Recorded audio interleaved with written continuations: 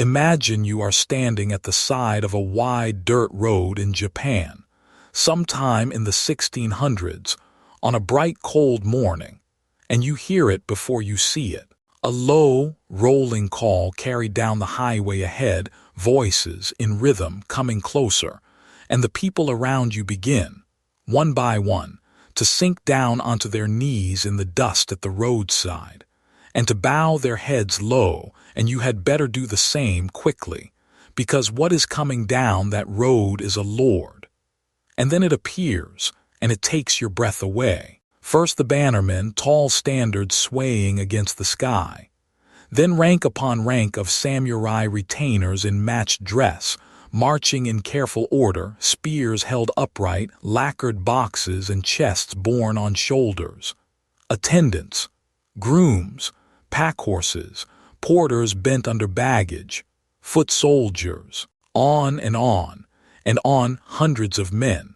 Some of these processions ran to the thousands, all moving in a single disciplined river down the highway, and somewhere in the middle of it, screened from your commoner eyes, carried on the shoulders of bearers in a fine black lacquered palanquin, rides the Lord himself, whom you will never see, and to whom you are at this moment less than the dust you are kneeling in. It is a staggering thing to witness. It is also staggeringly, almost unimaginably, expensive. Every one of those men has to be fed and housed at inns along the way and paid. The whole glittering column has traveled for days, sometimes for weeks, over hundreds of miles. And here is the part that, when I first understood it, genuinely stopped me in my tracks. That Lord is not marching to war. He is not going to a wedding or a coronation or a battle. He is spending a fortune he can barely afford, dragging his entire household across the country for one reason and one reason only. He has been ordered to. He is going to the capital essentially to sit, to be present, to report for duty to the man who rules Japan. And then, a year or so later, to turn around and march the whole ruinous circus all the way home again, only to do it all over again the year after that. Why on earth would anyone build a system like that? Why would the ruler of an entire country force his most powerful lords to bankrupt themselves, on purpose, marching back and forth across his roads for no obvious reason at all? Because it wasn't for no reason. It was, I'd argue, one of the most quietly brilliant systems of control ever devised. A trap so elegant that the men caught in it helped build it, walked into it willingly and paid for it themselves. And it bought Japan something almost no country in history has ever managed to buy. So let me tell you about it. Hello, my name's Aiden. And before we go any further, I owe you the usual honest word about who's doing the talking. I'm not Japanese. I'm a Westerner who fell for Japan hopelessly, years ago, and never really recovered.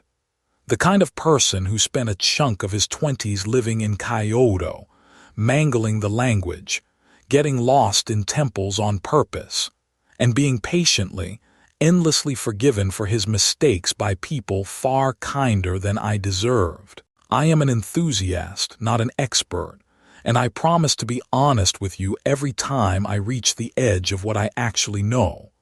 And the thing I want to share with you today is one of those bits of history that sounds, at first, like a piece of dry administrative trivia. And then, the longer you look at it, quietly rearranges your whole sense of how power really works. It has a name. It's called Sankin-kotai, which you'll often see translated as alternate attendance. And I know, alternate attendance sounds like a policy about school registers. Stay with me, because hidden inside that boring little phrase is one of the great masterpieces of political engineering. A system that took the most dangerous men in Japan and made them harmless, not by killing them, but by exhausting them. And it did it so well that it held an entire nation in peace for something like 2.5 centuries. I'll flag, as I always try to, where the record is solid and where the historians are genuinely still arguing, because there's a real and interesting debate at the heart of this one about how much of the genius was designed and how much was a happy accident. But let's start where the story starts, with a country that had only just barely stopped tearing itself apart. Because to understand why anyone would build a machine this strange, you have to understand the problem it was built to solve. And the problem was war. Endless, grinding, generations-deep war. For roughly a century and a half before our story, Japan had been shattered into a patchwork of warring domains, each ruled by its own warlord, all of them fighting one another in a long, bloody scramble for land and power. We call that era the Sengoku period, the age of the country at war. Great families rose and fell. Castles burned. Alliances were made and betrayed and made again. It was, by any measure, a brutal time to be alive. And then, slowly, painfully, 3 remarkable warlords in succession hammered that chaos back together into a single country. The last of the 3, the one who finished the job and made it stick, was a patient, calculating, extraordinarily long-sighted man named Tokugawa Iemitsu. In the year 1600, he won the great battle that left him the master of Japan. And a few years later, he took the title of shogun, the supreme military ruler, governing in the emperor's name while the emperor himself remained a revered, sacred, but largely ceremonial figure up in Kyoto. Iemitsu founded a dynasty, the Tokugawa, that would rule Japan from a city called Edo, the place we now call Tokyo, for the next 2.5 centuries. We call that long era the Edo period. But here is the thing that kept the early Tokugawa shoguns awake at night. They had won, but they had not really won cleanly. Beneath the shogun sat around 250 regional lords, the daimyo, and each of those lords still ruled his own domain with his own land, his own castle, his own tax revenue, and, crucially, his own private army of samurai. The shogun was the strongest man in Japan. He was not the only strong man in Japan, and every one of those daimyo had, within living memory, been exactly the kind of ambitious warlord who might, given half a chance and a grievance, raise his banners and have a go at the top job. And they were not all equally trusted, which matters enormously for what comes next. The Tokugawa had a private mental map of those lords, and it split them roughly into 2 camps. There were the feudai, the inside lords, the families who had been loyal to the Tokugawa side early, before the great victory, who were rewarded with trusted positions and lands close to the center of power. And then there were the tazama, a word that literally means the outside lords. These were the great families who had only submitted to the Tokugawa after the fighting was already decided, who had bowed the knee because they had lost, not because they were loyal. Many of them still ruled enormous, wealthy, far-off domains, tucked away at the edges of the country, and the shogun never, ever fully trusted them. If a rebellion was going to come from anywhere, it would come from the tazama. So the shoguns faced a problem as old as government itself, and one you can find in 100 empires across history. How do you control powerful men who live far away, in their own strongholds, with their own soldiers, when you cannot possibly be everywhere at once? You could try to crush them, but war is expensive and uncertain, and you might lose, and the whole point was to stop the wars. You could take their lands away, but that breeds exactly the resentment that sparks the next rebellion. The Tokugawa found a third way, a subtler way, And it is genuinely one of the cleverest answers to that ancient problem that anyone, anywhere, has ever come up with. The system was formalized above all under the third Tokugawa shogun, Ieyasu's grandson, a hard and capable ruler named Tokugawa Iemitsu. Around the 1630s, the year most often given is 1635. Iemitsu turned what had grown up as a patchy custom into firm, codified law. First he pinned down the outside lords, the Tazama, and before long the system was extended to cover the trusted inside lords as well. Almost every daimyo in Japan in the end was bound by it. And here is how it worked. Every daimyo was now required to divide his life in two. He would spend roughly 1 year living in Edo, the shogun's capital, in attendance at the shogun's court, and then he would spend roughly the next year back in his home domain, governing his own lands, and then back to Edo, and then home again. Year after year, on alternating rotation for his entire life, this endless pendulum swing between the capital and home. That is the alternate attendance the name describes. The lords perpetually coming and going, so that at any given moment, half of the most powerful men in Japan were sitting right there in the capital, under the shogun's eye, where he could see them. The precise schedules varied. The timing was different for lords near the capital than for those in distant domains, and there were exceptions and adjustments over the years, but that was the shape of it. Roughly half your life in the capital, roughly half at home, back and forth, forever. But the alternating attendance was only half of the trap, and the other half is the part that gives the whole thing its cold, quiet brilliance, and I'll be honest, its genuine cruelty. Because while the daimyo himself was allowed to travel back and forth, his family was not. His primary wife and his heir, the son who would one day inherit the domain, were required to live in Edo permanently. Not on rotation. Permanently. They stayed in the capital in the family's grand Edo residence, all year round, every year, whether the lord was in town or not.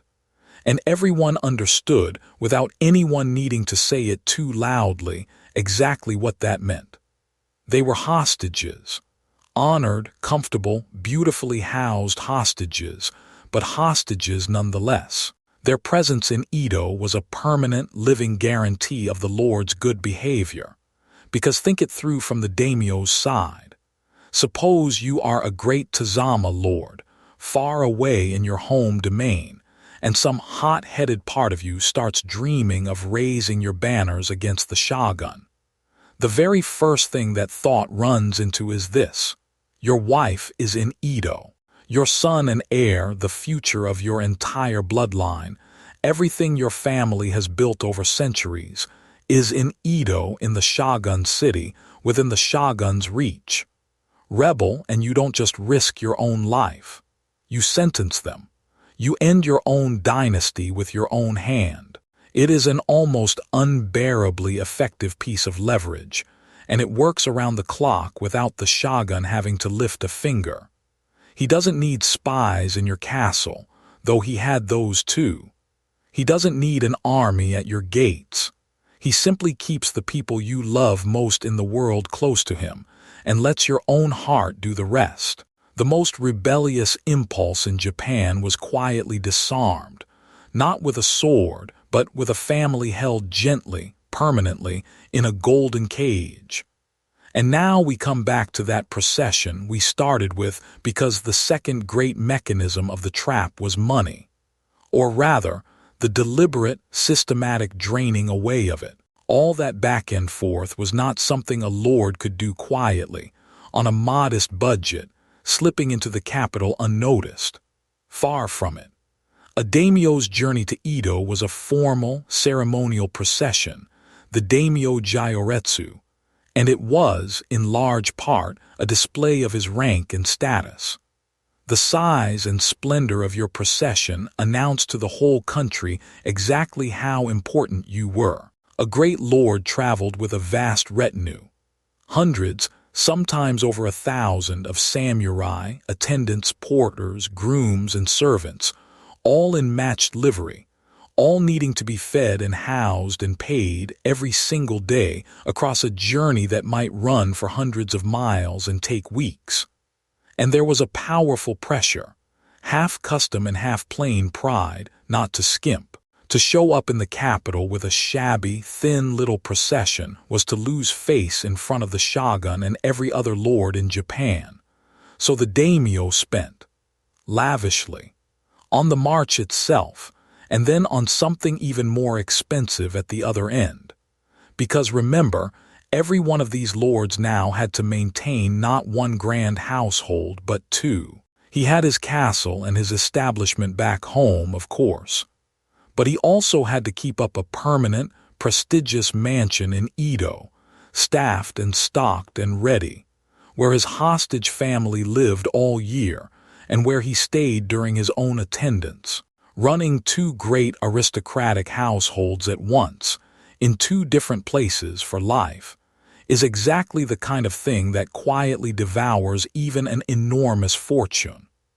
The processions, the double residences, the constant travel, together they swallowed a genuinely punishing share of a domain's entire income. By some estimates, a large chunk of many domains' spending went on the demands of alternate attendants. And that, from the shogun's point of view, was not a bug. It may very well have been the whole point. Because think about what a rebellion actually needs. It needs money. It needs stockpiled weapons and provisions and the ability to pay and feed an army for a long campaign. A war chest. Rebellions are built on savings, on a lord being able to quietly put aside enough treasure and enough steel to make a serious bid for power. And a daimyo bled white by the endless costs of Sankin-kotai simply could not build that war chest. Every koku of rice, every gold piece that might have gone into weapons and walls, and a hidden army was going instead into porters' wages and in bills, and the upkeep of a mansion in the shogun's own city. The system kept the lords perpetually, structurally, deliberately poor, not poor enough to starve or to rebel out of desperation, but poor enough that no one had the deep reserves you'd need to gamble on toppling the shogun. They were too broke to fight, and on top of being broke, they were watched. Half of them were physically in the capital at any given time, under the shogun's eye. Their families were permanent hostages, and their movement along the highways was anything but free. The great roads were studded with checkpoints, the sekisho barrier stations manned by the shogun's officials, where travelers were stopped, inspected, and documented. The rule that everyone remembered them by was a grim little phrase. The guards watched, above all, for guns going in and women going out. Incoming firearms, because a stockpile of them in the wrong hands meant rebellion. And outgoing women, meaning, most pointedly, a daimyo's hostage wife trying to slip out of the capital, because a lord smuggling his family home was a lord about to make trouble. The whole country was, in effect, wired with tripwires, and every daimyo knew that his every expensive movement and his family's was known and regulated. It is, when you step back and look at the whole machine at once, a breathtakingly complete system of control.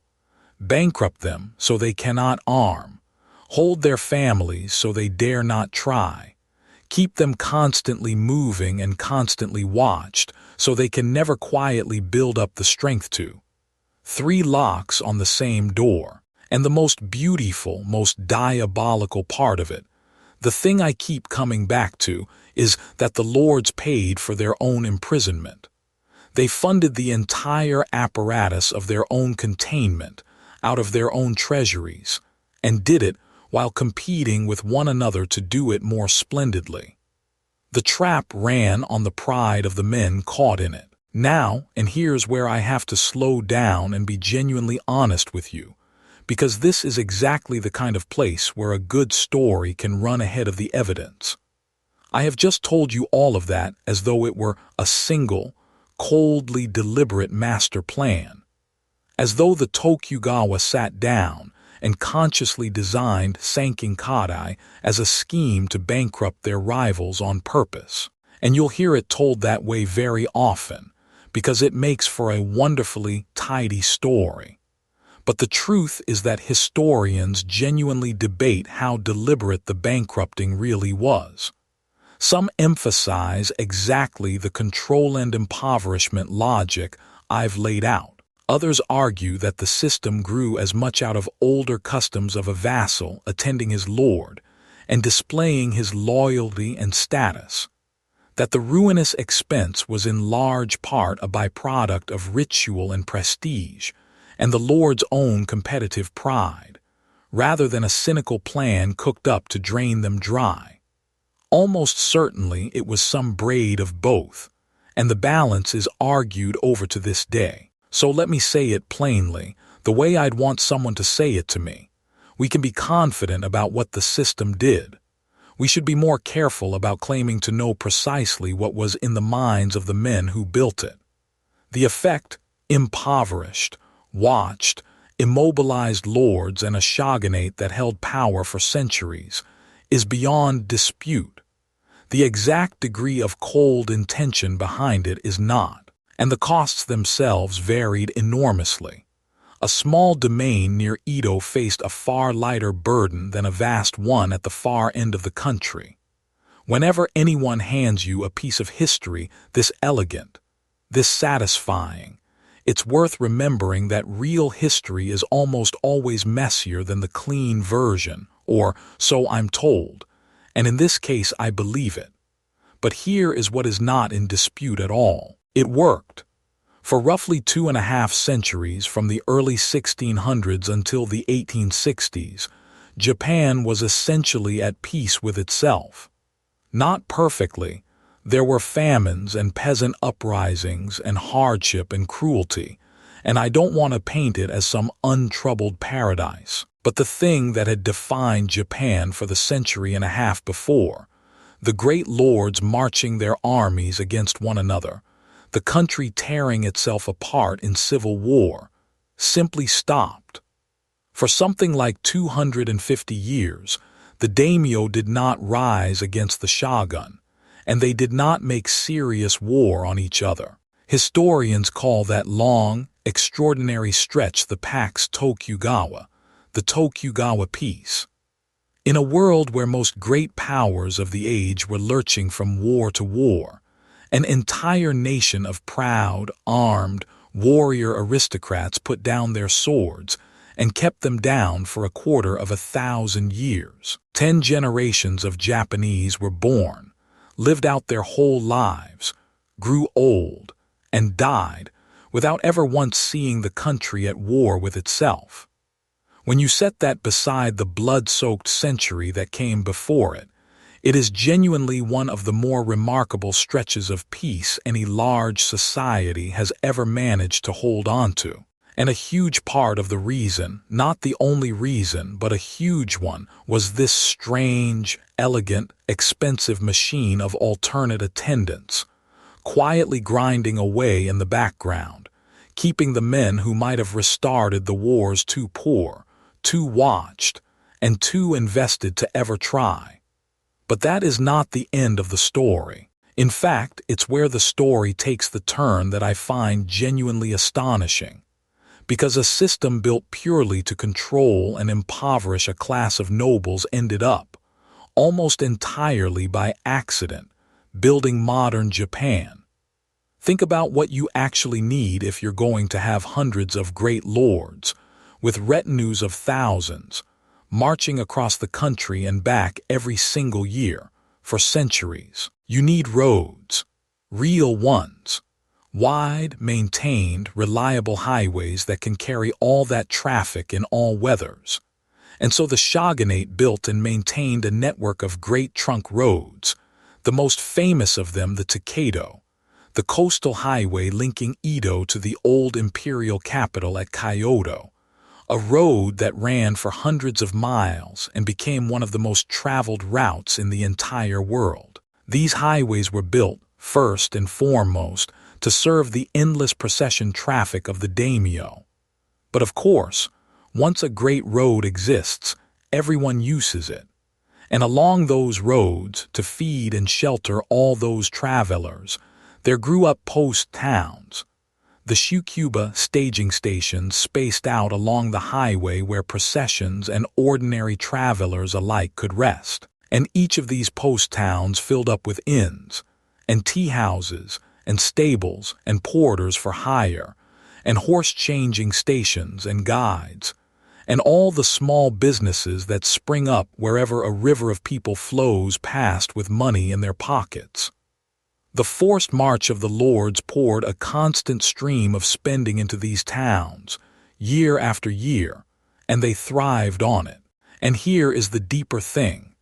To run all of this, to pay porters and settle in bills and buy supplies in one province that you'd sold rice to raise in another, you need money to move and to convert across the whole length of the country. The daimyo, forced to turn the rice their domains produced into hard cash to fund their journeys and their Edo lifestyles, drove the growth of markets and merchants and money changers, and a genuinely national, cash-based economy. A system meant to keep the lords poor and quiet accidentally knitted the isolated domains of Japan together into a single, humming, interconnected commercial network, with roads and towns and trade and travel, and the constant circulation of people and goods and money between the regions and the capital. And nowhere did the effect land harder than on Edo itself, the shogun's capital, because remember, all those lords had to keep grand mansions there, staffed with armies of retainers and servants, all of whom lived in the city and had to be fed and clothed and entertained. The permanent hostage households, the rotating lords and their retinues, the endless flow of attendants. They turned Edo into a vast, teeming consumer city, swarming with samurai from every corner of Japan, and with the merchants and craftsmen and laborers who lived off serving them. Edo swelled into one of the largest cities on the face of the earth in its day, a metropolis of perhaps 1 million people, and it grew that enormous in large part because Sankin-kotai forced so much of the country's wealth and population to keep flowing through it. And out of that great churning city came a whole world of culture. The theaters, the pleasure districts, the woodblock prints, the restaurants, the fashions, the floating world of urban pleasure and art that gives this very channel its name. The vibrant popular culture of Edo, Japan, the one outsiders like me fall so hard for, was fed and funded, in no small part, by a control system designed to do nothing more than keep a few hundred lords from starting a war. And that, in the end, is the thing I keep turning over in my hands long after the procession has passed and the dust has settled. Because there's something almost universally true buried in this story, something that reaches a very long way past feudal Japan. The Tokugawa built a machine to do one narrow, rather cynical thing, to hold on to their power by keeping their rivals weak. And that machine, running quietly for centuries, spun off consequences its builders could never have intended and would probably not even have recognized. It built the roads, and the towns, and the economy, and the great city, and the culture that shaped Japan for generations after the shoguns themselves were gone. The peace they engineered for selfish reasons gave ordinary people, over 10 generations, a stability in which to build lives, and towns, and art, and a whole civilization. And I don't think that's only a Japanese story, or only a 17th century one. I think it's one of the oldest and strangest truths there is about how the world actually works. The things we build for small, narrow, even selfish reasons have a way of growing far beyond us, of reaching out sideways into consequences we never planned, never wanted, and never lived to see. The systems we put in place to solve one immediate problem quietly go on shaping the lives of people we'll never meet, long after we've forgotten why we built them. It makes me look at the ordinary structures of my own life, and yours a little differently. The small rules, the daily routines, the compromises and arrangements we set up just to get through the week, the ruts we walk, back and forth, without ever really asking why. We tend to think of them as nothing, as background, as the boring furniture of a life. And every so often a story like this reminds me that the roads we walk out of mere habit or obligation are, very often, the roads that quietly build everything that comes after us. So that's what I genuinely love to hear from you down in the comments, and I do read them, as many as I possibly can. Is there something in your own life, or your family's, or your country's, that started as one narrow little solution to one immediate problem, and then grew over the years into something enormous and unintended, something nobody planned? A rule, a habit, a road, a tradition that outlived the reason it was made. Tell me about it. I find those stories endlessly moving, and I learn as much from your comments as I ever manage to teach. And listen, I've thrown a fair few Japanese words at you today, and I promise you I've bruised the pronunciation of at least half of them. Somewhere my old friend Kenji is quietly wincing and reaching for a pencil to correct me, the way he did for years while I stumbled through his beautiful language, and he never once made me feel small for it.